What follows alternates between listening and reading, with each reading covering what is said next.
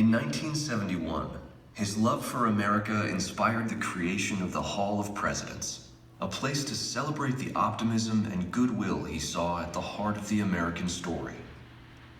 Walt's vision was to honor the nation by honoring the American presidency.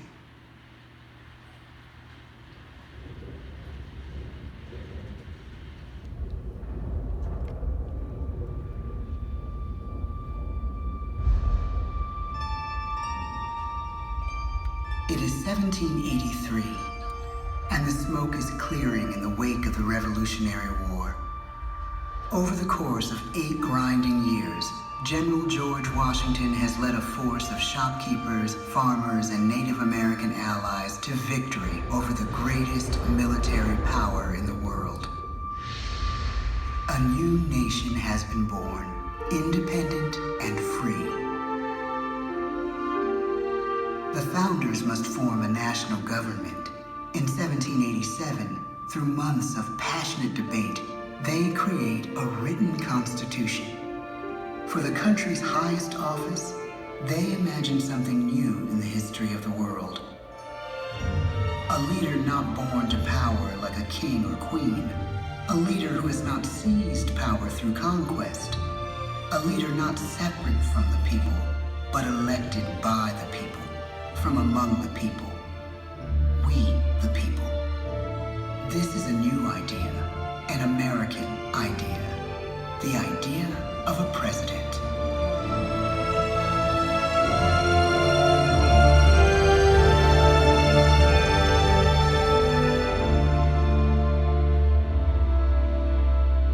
The people don't know exactly what a president will be, but there is little doubt who it will be.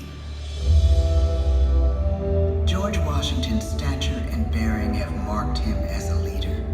His integrity has made him a great one. Washington knows that many generals who have led successful revolutions make themselves dictators or kings. Instead, he steps down from power and retires to his home, Mount Vernon. The world takes note, and George Washington becomes the symbol of American ideals. In the first presidential election, it's Washington by a landslide.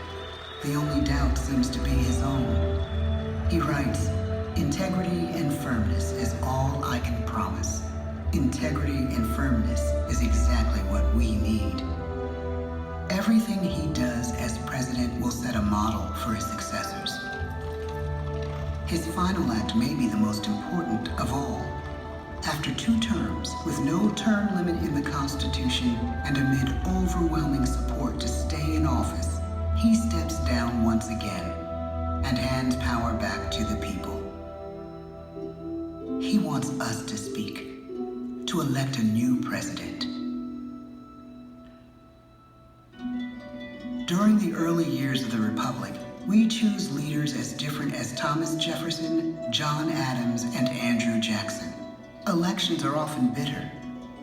Each president stands at that fiery intersection where personal character meets the challenges of the times. Some call the presidency a glorious burden. Jefferson calls it a splendid misery.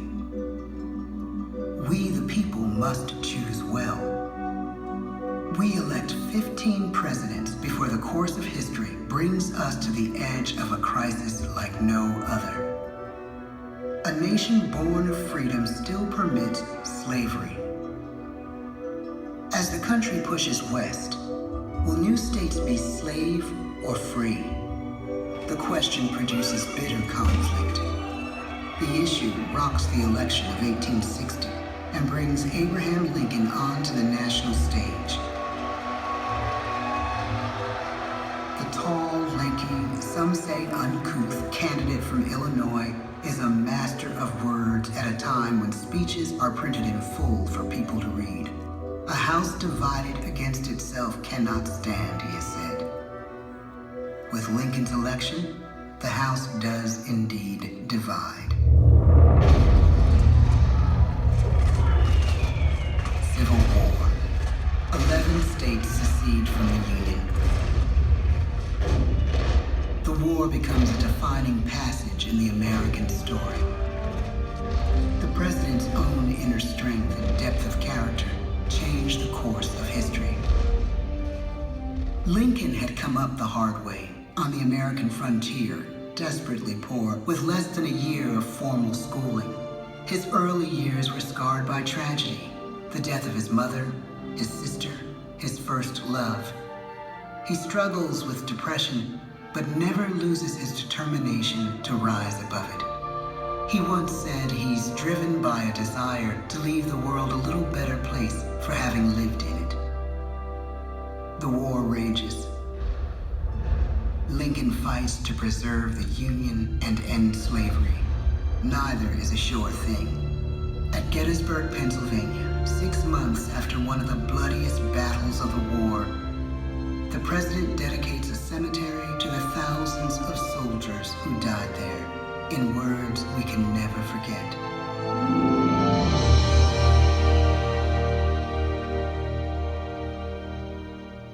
"47 years ago, our fathers brought forth on this continent a new nation, conceived in liberty and dedicated to the proposition that all men are created equal. Now we are engaged in a great civil war, testing whether that nation or any nation so conceived and so dedicated can long endure. We are met on a great battlefield of that war. We have come to dedicate a portion of that field as a final resting place for those who here gave their lives, that that nation might live. It is altogether fitting and proper that we should do this. But in a larger sense, we cannot dedicate, we cannot consecrate, we cannot hallow this ground. The brave men, living and dead, who struggled here, have consecrated it far above our poor power to add or detract. The world will little note, nor long remember what we say here, but it can never forget what they did here. It is for us, the living, rather, to be dedicated here to the unfinished work which they who fought here have thus far so nobly advanced. It is rather for us to be here dedicated to the great task remaining before us, that from these honored dead, we take increased devotion to that cause for which they gave the last full measure of devotion. That we here highly resolve that these dead shall not have died in vain, that this nation, under God, shall have a new birth of freedom, and the government of the people, by the people, for the people, shall not perish from the earth. The blood of over 500,000 Americans is spilled in the Civil War. President Lincoln's enduring hope is to give true meaning to the sacrifices of so many, to lead us to that new birth of freedom. With the end of the war and the end of slavery, a new birth truly begins. As we roll toward the 20th century, settlers roll west on wagon wheels and railroads connect the nation coast to coast. Millions of immigrants pour in from Europe and Asia. Population doubles. Our economy triples. Our standing among nations rises. We need presidents who can lead both at home and abroad. At the same time, a young Theodore Roosevelt is retreating from New York politics and personal tragedy. The death of his wife and his mother on the same day in the same house. In the Badlands of North Dakota, he rethinks his life and the life of his country. He returns stronger in body and spirit. His renewed energy is just what his country needs.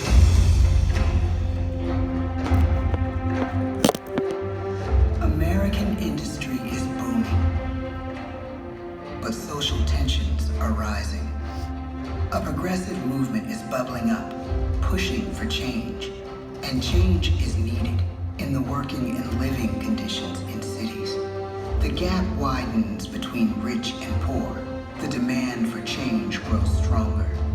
Teddy Roosevelt is a knight on a crusade. He speaks with force and vitality in clear terms that make colorful headlines at a time when mass-market newspapers have become the new media. To define his foreign policy, he borrows a phrase from an African proverb: speak softly and carry a big stick. But his greatest accomplishments are made at home. He breaks up giant monopolies, protects workers' rights, and calls for a square deal for all Americans, rich and poor, capitalist and wage earner. And a square deal for every man and every woman in the United States. He calls on America to be as great as the natural grandeur of its lands.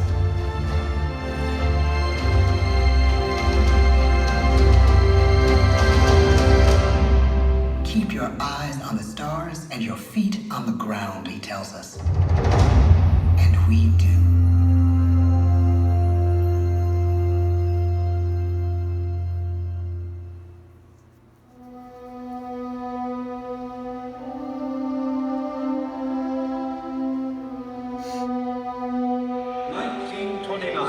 The bottom fell out of the market. 12 million unemployed.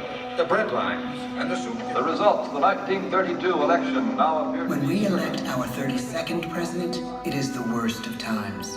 The course of history and the course of one president's life again shape a turning point in our national destiny. Franklin D. Roosevelt, paralyzed by polio, knows how to restore the faith of a people paralyzed by the Great Depression. I believe in practical explanations and in practical policy.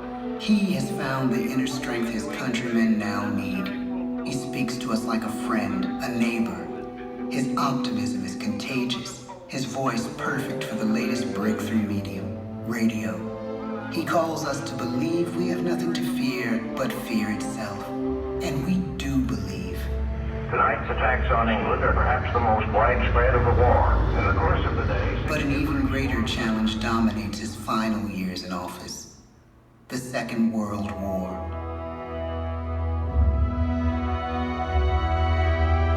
We must be the great arsenal of democracy. This is an emergency as serious as war itself. We stun the world with our production. When bombs fall on U.S. troops in Pearl Harbor, he calls us to fight on the war front and sacrifice on the home front.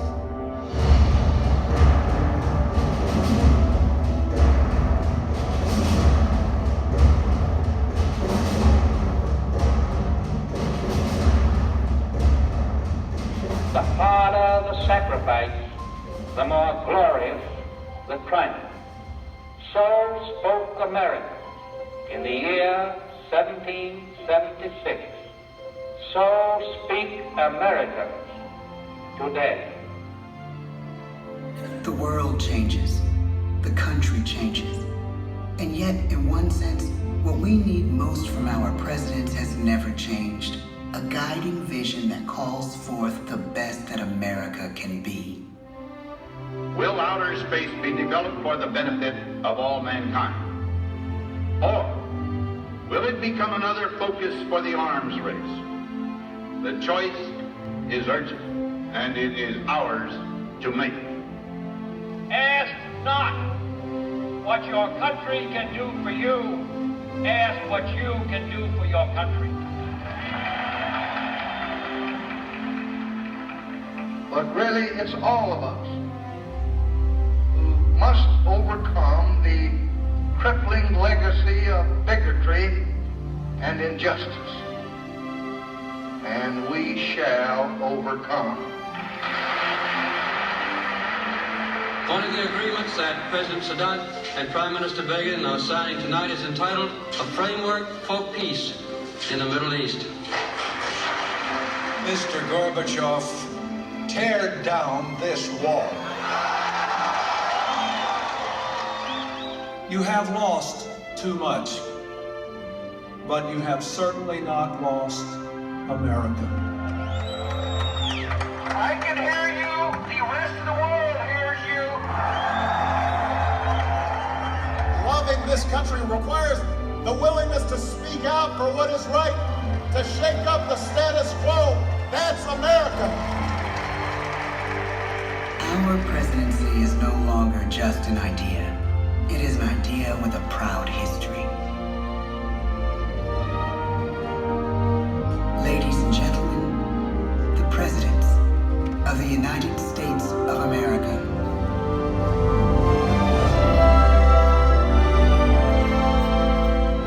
George Washington, John Adams, Thomas Jefferson, James Madison, James Monroe, John Quincy Adams, Andrew Jackson, Martin Van Buren, William Henry Harrison, John Tyler, James K. Polk, Zachary Taylor, Millard Fillmore, Franklin Pierce, James Buchanan, Abraham Lincoln, Andrew Johnson, Ulysses S. Grant, Rutherford B. Hayes, James A. Garfield, Chester A. Arthur, Grover Cleveland, Benjamin Harrison, William McKinley, Theodore Roosevelt, William Howard Taft, Woodrow Wilson, Warren G. Harding, Calvin Coolidge, Herbert Hoover, Franklin D. Roosevelt, Harry S. Truman, Dwight D. Eisenhower, John F. Kennedy, Lyndon B. Johnson, Richard M. Nixon, Gerald R. Ford, Jimmy Carter, Ronald Reagan, George Bush, Bill Clinton, George W. Bush, Barack Obama.